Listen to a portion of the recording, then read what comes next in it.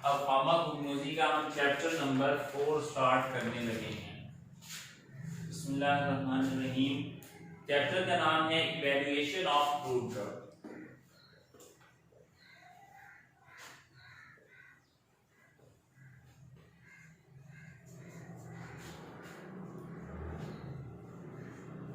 Evaluation of crude drug, chapter number 4।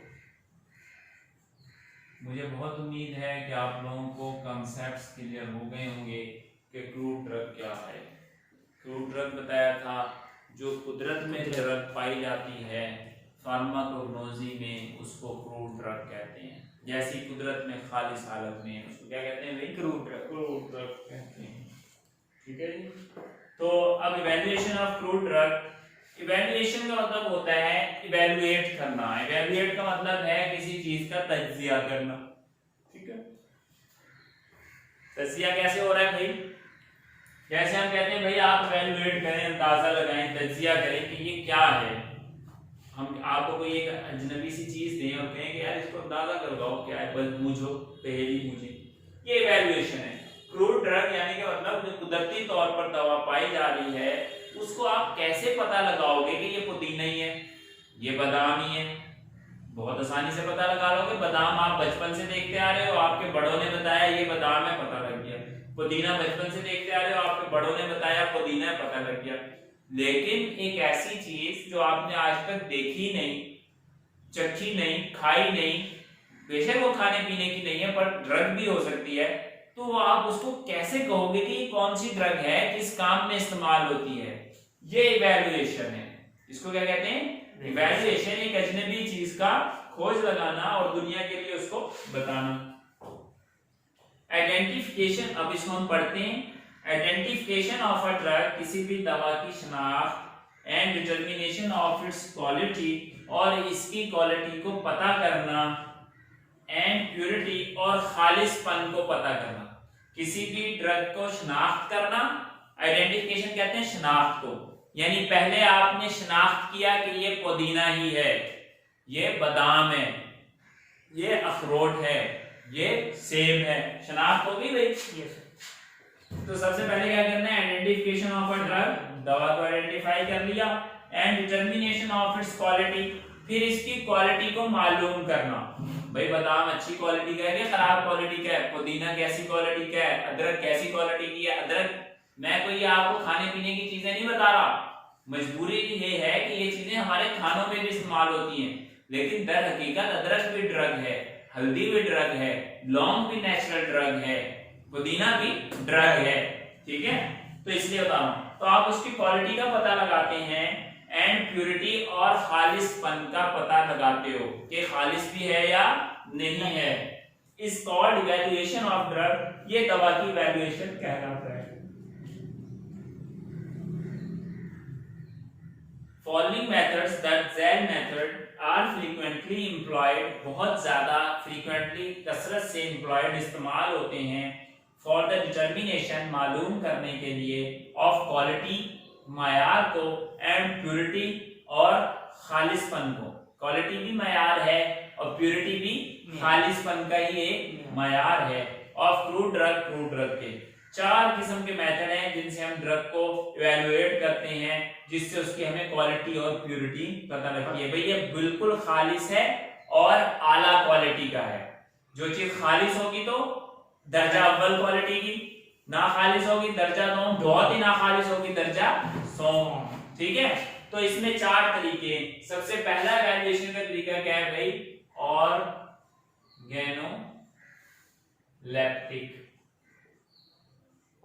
Evaluation.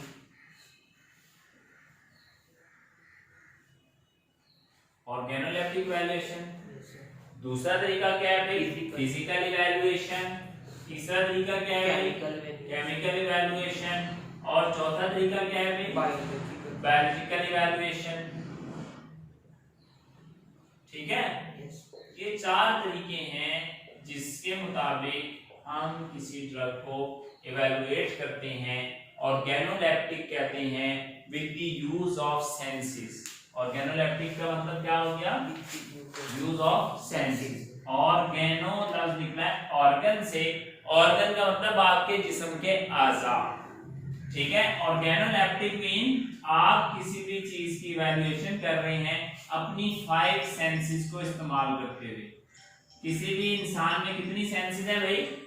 5। कितनी senses है? 5। तो ऑर्गेनोलेप्टिक इवैल्यूएशन हो गई आपकी 5 सेंसेस की इवैल्यूएशन। एक सेकंड दें, मैं कॉल सुन।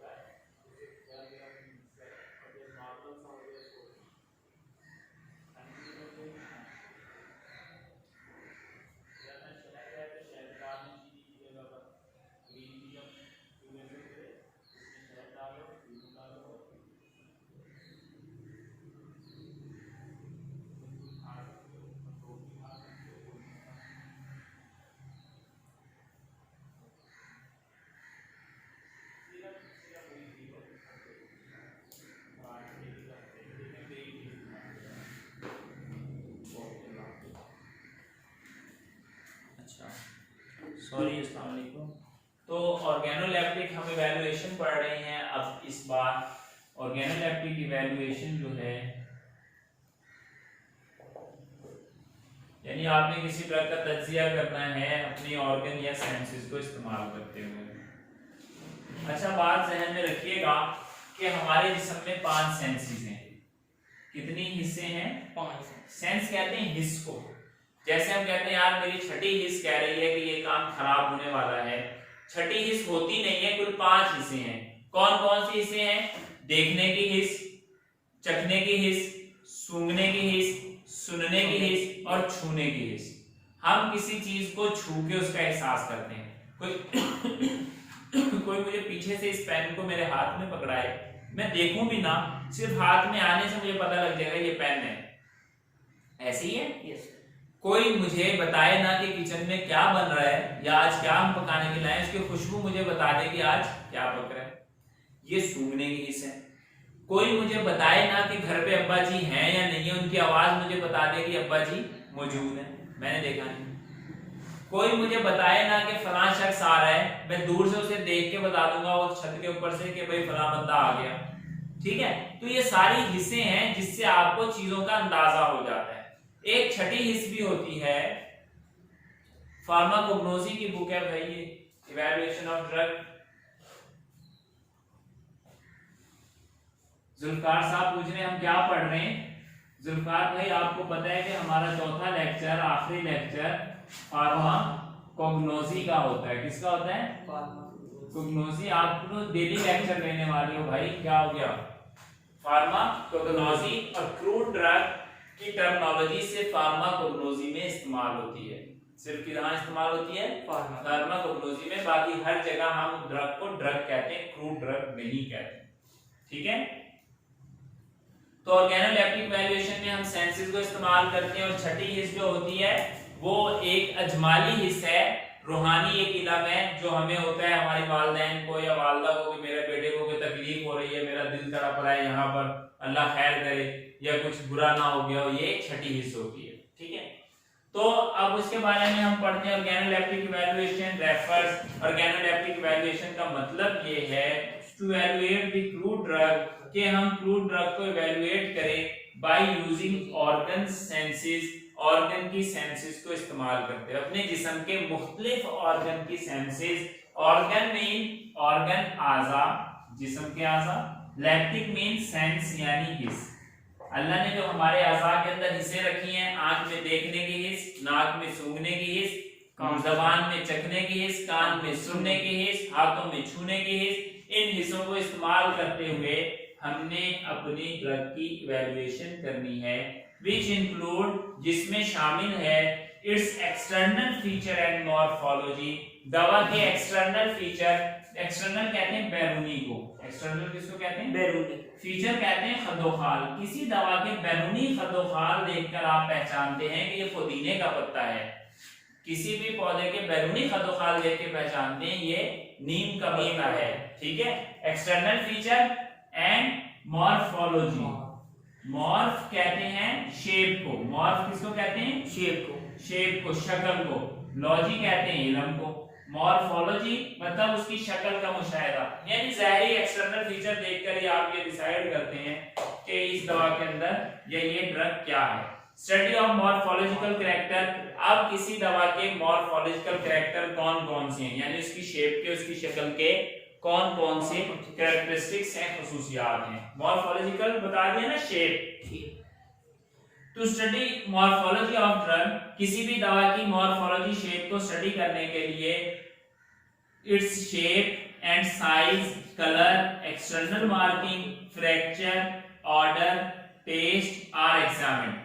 वो कह रहे हैं कि मॉर्फोलॉजिकल स्टडी में यानी ऑर्गेनोलेप्टिक स्टडी में हम क्या क्या दवा की कैरेक्टरिस्टिक्स देखते हैं, उसकी शेप, शक्ल कैसी है, गोल है, लंबा है, कैसा है, साइज, कितना साइज का है, कलर, रंग कैसा है, एक्सटर्नल मार्किंग, उसकी बैरूनी छिलके पर निशान कैसे हैं, मार्किंग, फ्रैक्चर, उसके अंदर कोई दरार, तरेड़, कट फट तो नहीं है, फ्रैक्चर कहते हैं कटाव को, टूटने को, कि उसमें कट फट तो नहीं है, ऑर्डर, उसकी स्मेल कैसी है, एंड टेस्ट, और उसका टेस्ट कैसा है। टेस्ट सबसे आखिर में आप देखते हैं।